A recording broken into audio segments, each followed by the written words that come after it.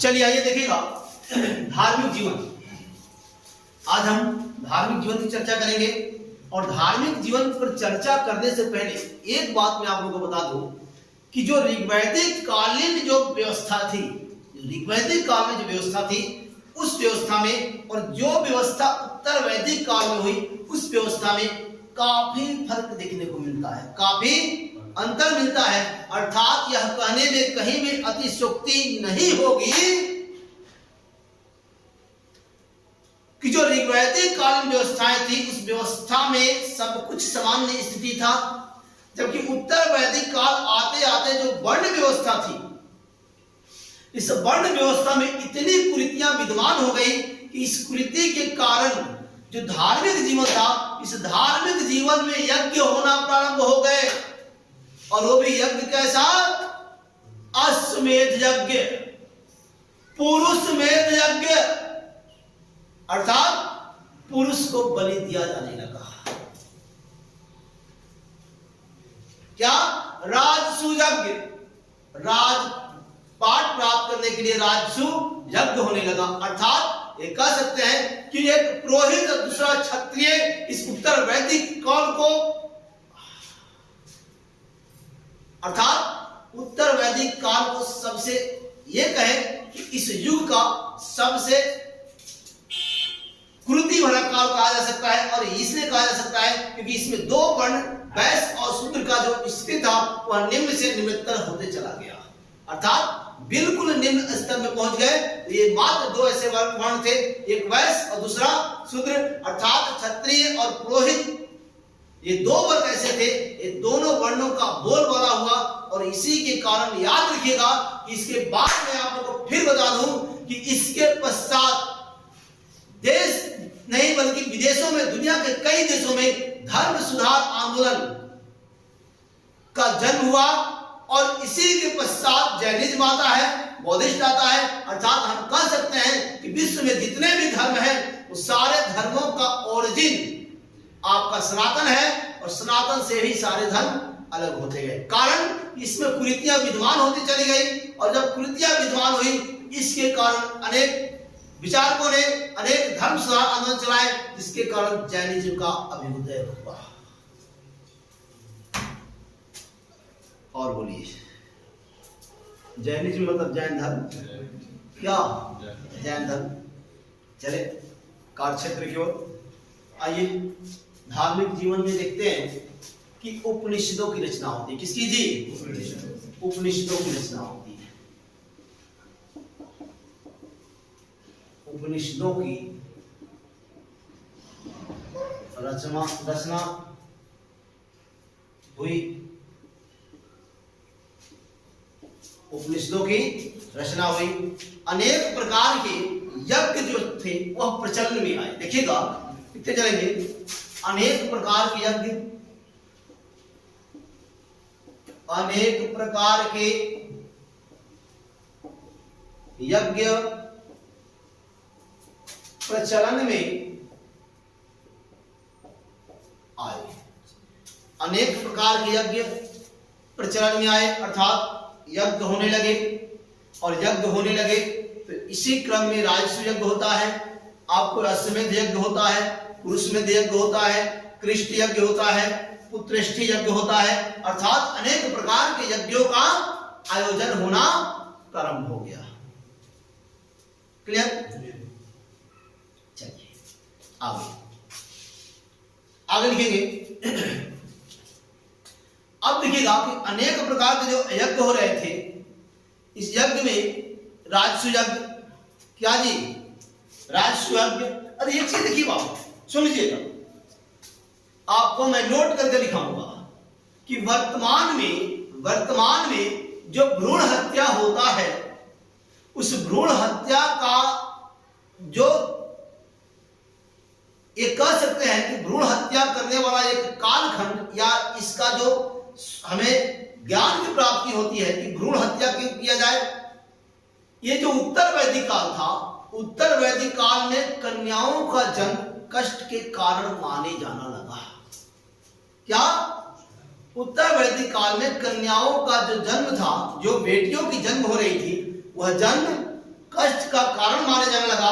अर्थात ये कह सकते हैं कि उस समय कन्याओं की हत्या होने लगी। अब तो टेक्नोलॉजी डेवलप कर गया, विज्ञान आगे निकल गया है। अब क्या होता है कि जैसे ही गर्भ में अगर पता चलता है कि बेटी है तो उसको भ्रूण हत्या के द्वारा मार दिया जाता है। अर्थात उत्तर वैदिक काल, इतना डेंजर काल कि अभी हम भ्रूण हत्या वर्तमान में लोग करते हैं। वर्तमान में समाज में बेटियां देखिएगा, जिसको 2-4 बेटी हो जाती है वो आदमी अपने आप को असहज महसूस करता हो, बेटी हो गई है, बेटी हो गई है। नहीं, फिर वो लगता है अपना तकनीक अपनाने, टेस्ट कराने लगता है। हालांकि इसको सरकार जो है प्रतिबंधित किया हुआ है, निषेध घोषित किया हुआ है। टेस्ट करने वाले और टेस्ट कराने वाले, मतलब जांचकर्ता और जांच कराने वाले दोनों के ऊपर कानूनन प्रतिबंधित किया गया है। उसके बाद भी धड़ल्ले से हो रहे हैं। ऐसा नहीं है कि नहीं होता है, लोग लिखे हुए रहते हैं कि यहाँ भ्रूण परीक्षण नहीं होता है, लिंग परीक्षण नहीं होता है, लेकिन आसानी से कर लेते हैं। जैसे कोई व्यक्ति पैसा देता है कर लेते हैं। तो इसका भी अगर हम कहें कि सूत्रपात किसी कालखंड में हुआ तो वह उत्तर वैदिक काल था। अर्थात उत्तर वैदिक काल में ही भ्रूण हत्या होना शुरू हो गया। क्लियर? चलिए इसको लिखाएंगे नोट में, पहले इसको लिखिए। देखिएगा, एक में राजसु यज्ञ, अनेक प्रकार के यज्ञ, क्या जी, अनेक प्रकार के यज्ञ में लिखिएगा राजसु, राजसु, राजसु यज्ञ,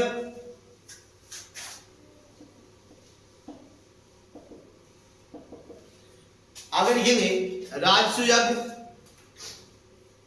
राज सिंहासन ग्रहण करने,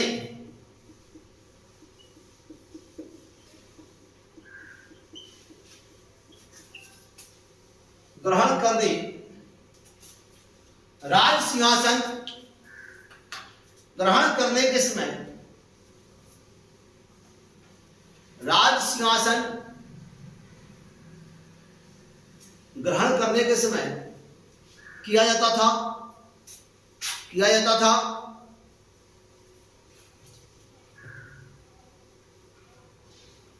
हो गया।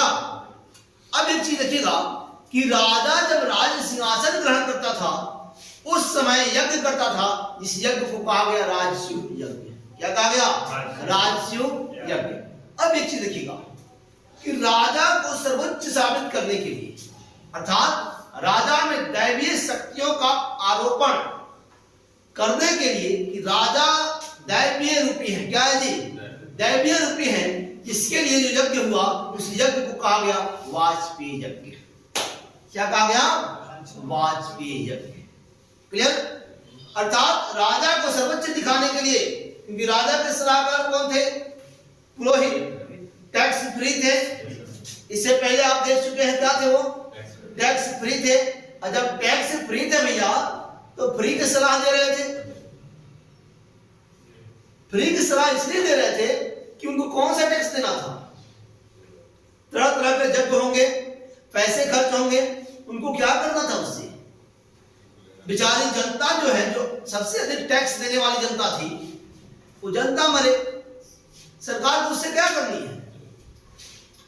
सोचिए, वर्तमान परिप्रेक्ष्य में भी यही होता है।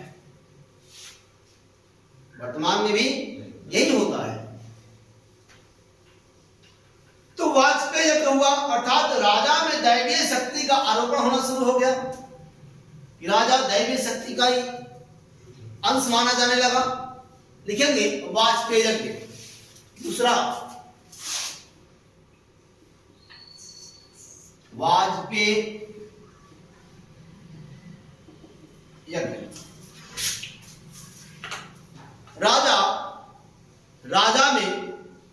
राजा में दैवीय शक्तियों के, राजा में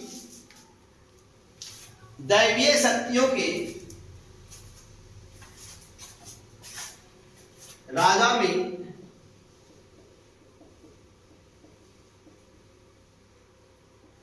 दैवीय शक्तियों की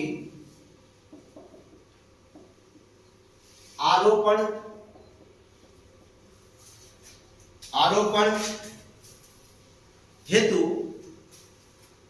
हेतु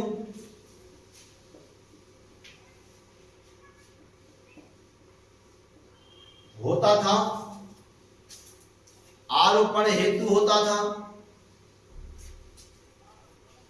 क्लियर। अगला पॉइंट, अश्वमेध यज्ञ। तीसरा लिखेंगे,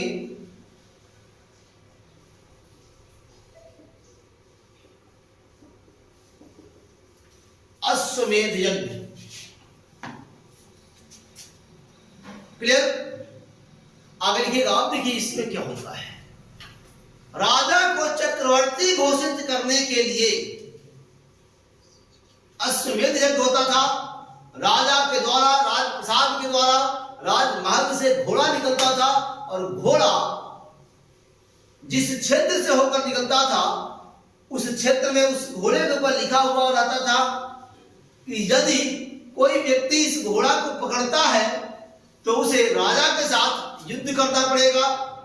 अर्थात यह घोड़ा जिस क्षेत्र से निकल जाएगा वो सारे के सारे क्षेत्र राजा के अधीन होंगे, या राजा चक्रवर्ती कहलाएगा, सम्राट कहलाएगा। और आप देखिएगा कि इसी कड़ी में एक थोड़ा देर के लिए लेके चलते हैं रामायण की ओर, कि घोड़ा निकलता है और वह घोड़ा पकड़ने वाला बालक जो होता है लव और कुश होता है। वह उसी अश्वमेध यज्ञ का प्रचारक है। लव और कुश घोड़ा को पकड़ते हैं, फिर वह युद्ध करते हैं। और युद्ध किससे करते हैं? पिता और पुत्र के बीच में युद्ध होती है। क्लियर। यही अश्वमेध यज्ञ था। अर्थात राजा को चक्रवर्ती घोषित करने के लिए किया गया यज्ञ अश्वमेध यज्ञ। राजा के जो घोड़ा पकड़े वो राजा के साथ युद्ध करेगा। इस घड़ी में राजा को चक्रवर्ती अर्थात सम्राट घोषित किया जाता था। लिखेंगे इसे, अश्वमेध यज्ञ। राजा के चक्रवर्ती होने हेतु राजा को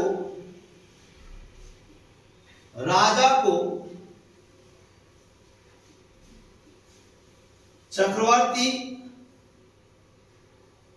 होने हेतु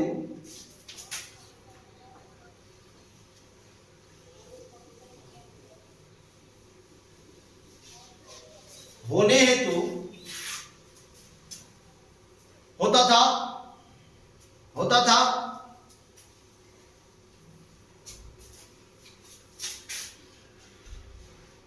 अश्व छोड़े जाते थे।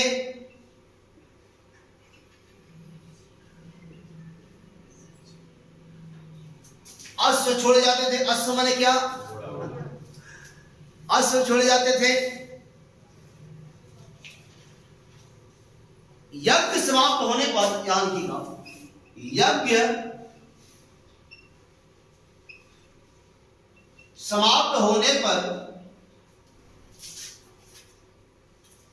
महाराजा धीराज की उपाधि, यज्ञ समाप्त होने पर महाराजा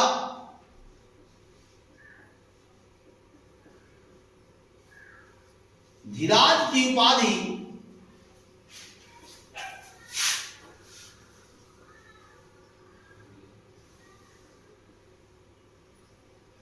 धारण करते थे।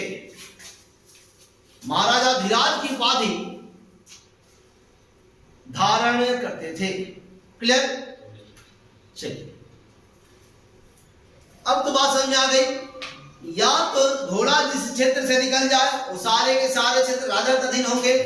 जो व्यक्ति घोड़ा को रोके वो राजा के साथ युद्ध करेगा, या फिर वह घोड़ा अपनी पताका को लहराता हुआ यदि राजप्रासाद तक पहुंच जाता है घूमने के पश्चात चारों तरफ से, तो वह महाराजा जो थे वह महाराजा धीराज की उपाधि अर्थात चक्रवर्ती सम्राट की उपाधि धारण करते थे।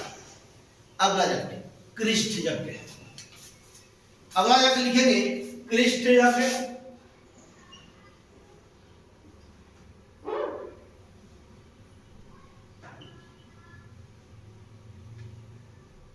कृष्ट यज्ञ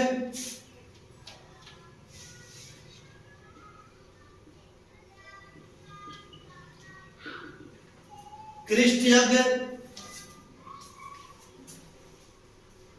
अब देखिएगा कि कृष्ण यज्ञ क्या होता था। अकाल के समय दुर्भिक्ष, क्या दुर्भिक्ष, अकाल बहुत ज्यादा पड़ते थे। अकाल के समय किया गया यज्ञ कृष्ण यज्ञ। अर्थात इन सारे यज्ञों से स्पष्ट होता है कि जो व्यवस्थाएं थी वह बिल्कुल बिल्कुल कर्मकांडी व्यवस्था हो गई। क्या हो गई? कर्मकांडी व्यवस्था हो गई। क्लियर? चलिए देखेंगे आगे।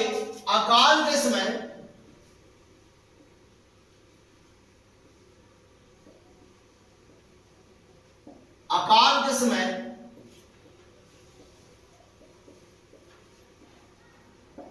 किया जाता था।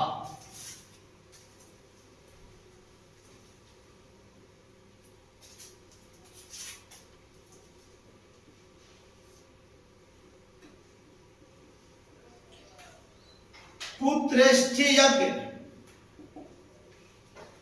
पुत्रेष्ठी यज्ञ देखेंगे। पुत्रेष्ठी यज्ञ, अब देखिए क्या होता है। पुरोहित का काम था राजा को सलाह देना। टैक्स फ्री था, टैक्स पे होता तो थोड़ा कम सलाह देता। क्या था वो? क्या था?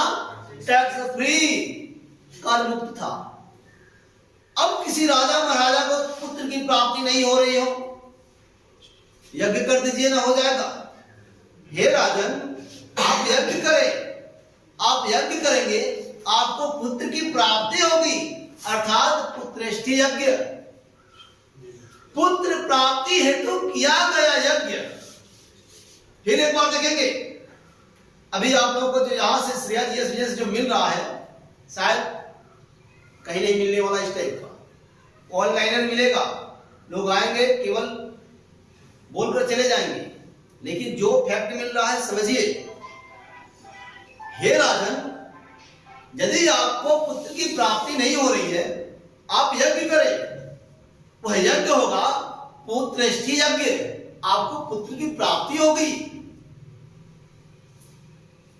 अब देखें कि राजा पुत्र प्राप्ति हेतु जो यज्ञ करता था, उस यज्ञ का नाम था पुत्रेष्ठी यज्ञ। लिख लेंगे, पुत्र प्राप्ति हेतु किया गया यज्ञ। पुत्र प्राप्ति हेतु किया गया यज्ञ।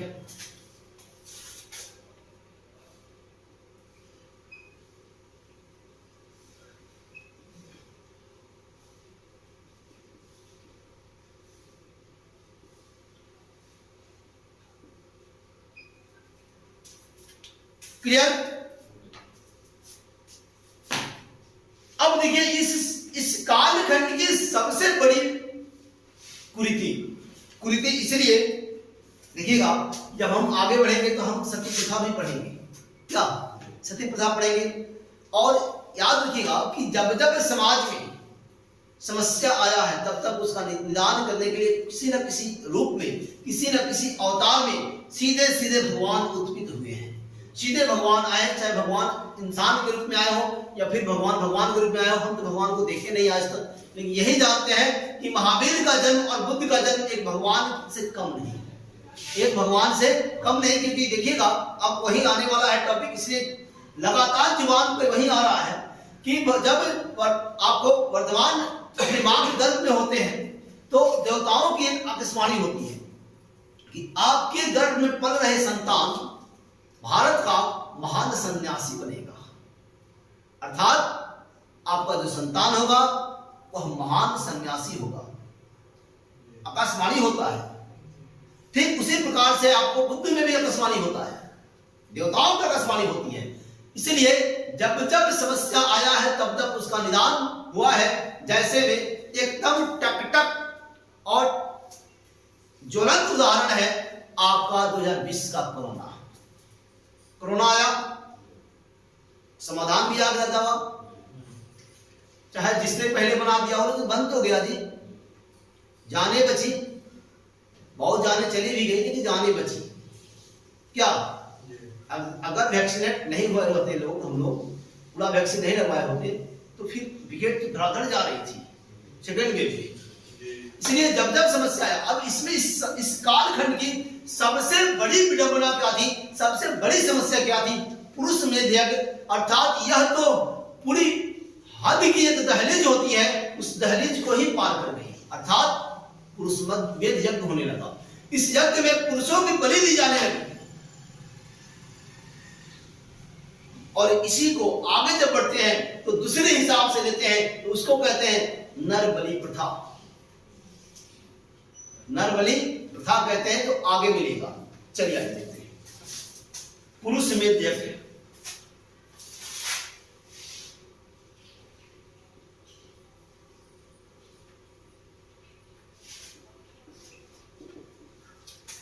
पुरुष मेध यज्ञ लिखे गए,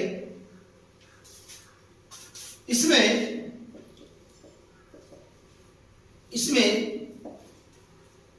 पुरुष की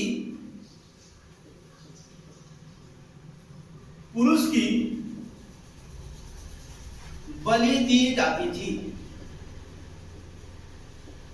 इसमें पुरुष की बलि दी जाती थी।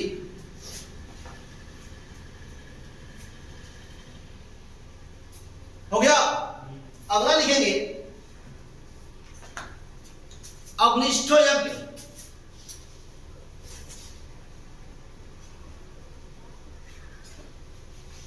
अग्निष्ठ यज्ञ,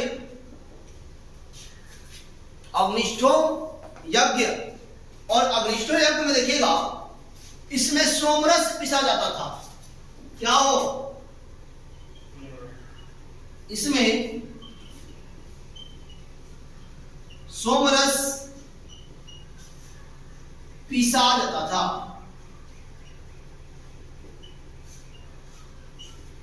अब देखिएगा कि सोमरस पीसने की बात, अर्थात विशेष प्रकार की जड़ी बूटियों से सोमरस बनाए जाते थे और इस सोमरस को अमृत के समान माना गया है और इसे सोम का उल्लेख ऋग्वेद के 9वें मंडल में मिलता है।